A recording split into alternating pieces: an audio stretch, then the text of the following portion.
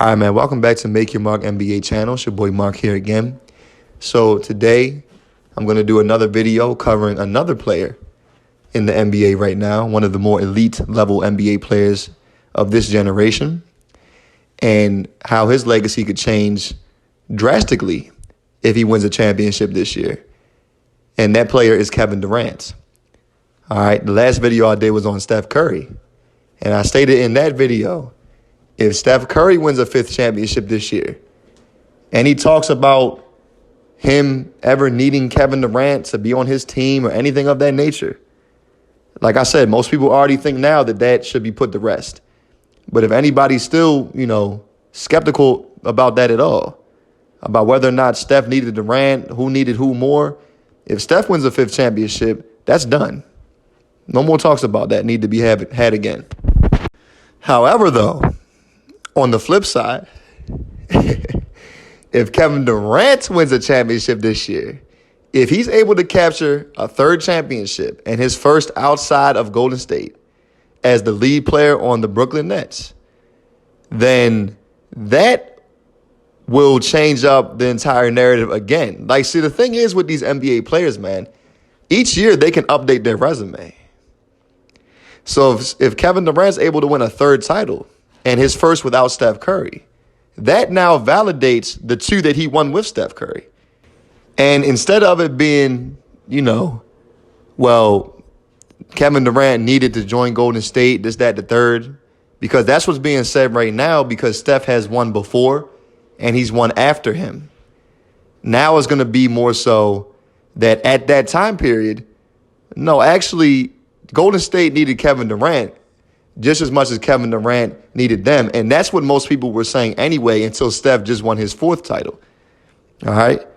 Because you remember at the time when Golden State won that first championship in 2015, not many people were giving them real credit as that for that being a real championship because the Cavs had injuries to their second and third best player, that being Kyrie and Kevin Love.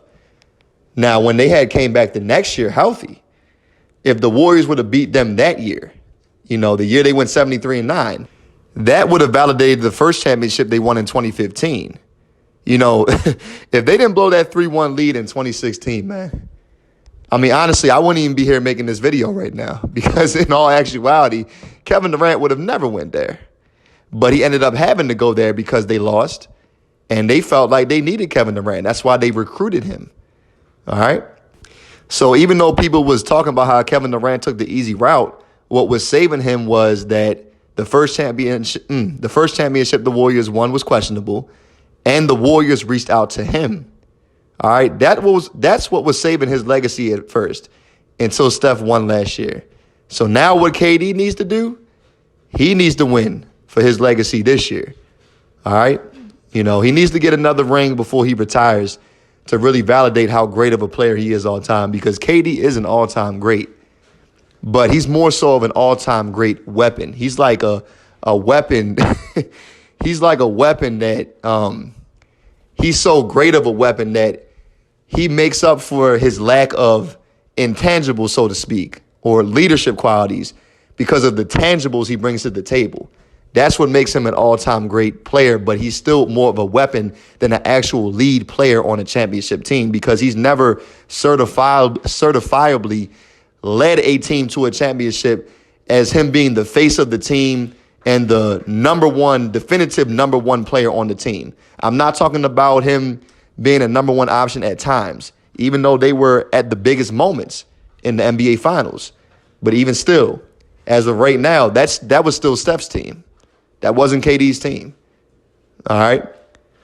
So if he wins a championship this year, this will be the first year he won as the lead player on a team.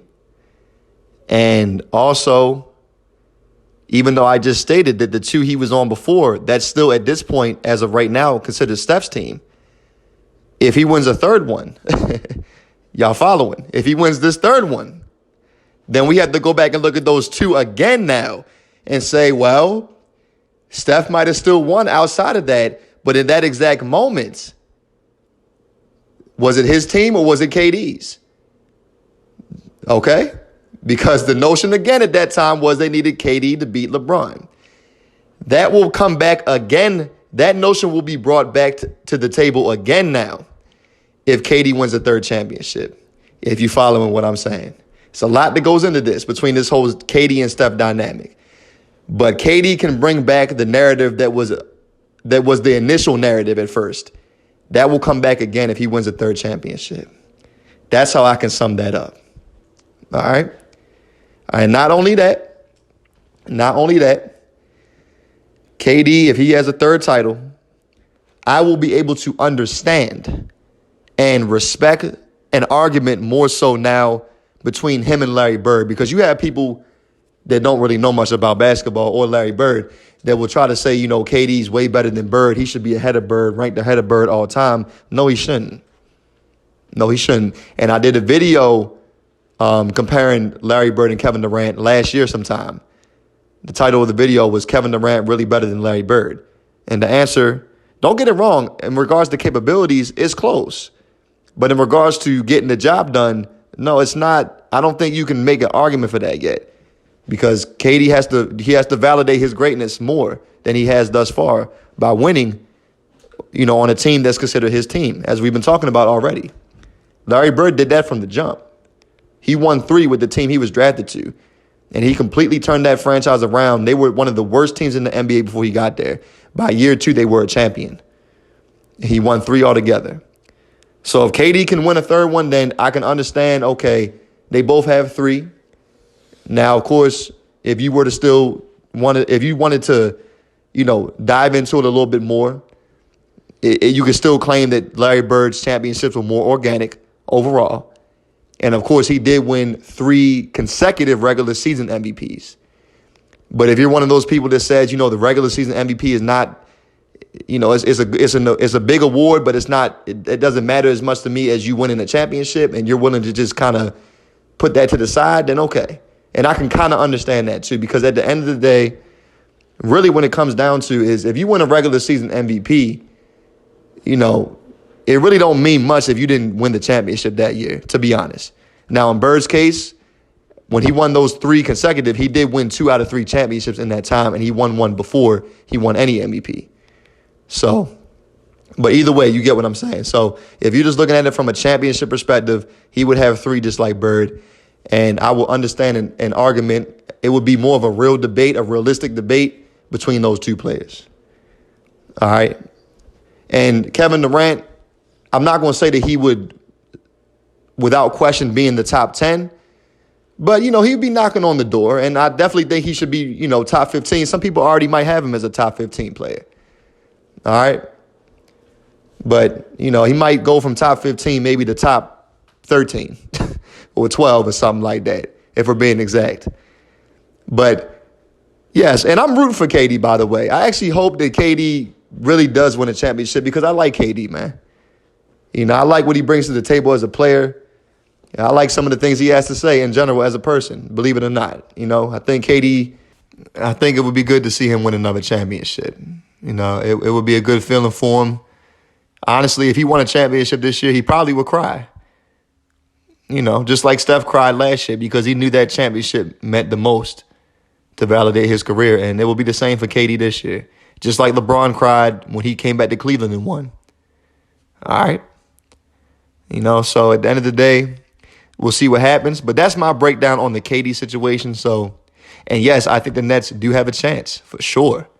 Ever since they got rid of Steve Nash and, I'm not sure how he was running the show compared to what the new coach is doing now. But since he's been gone, they've been the hottest team in the league, man. So we'll see what happens. So once again, if you guys enjoyed the video, you enjoyed the content, please give me a like, leave your comments. If you're new to the channel and you like the video, then subscribe and also share the video as well. Let other people know about it.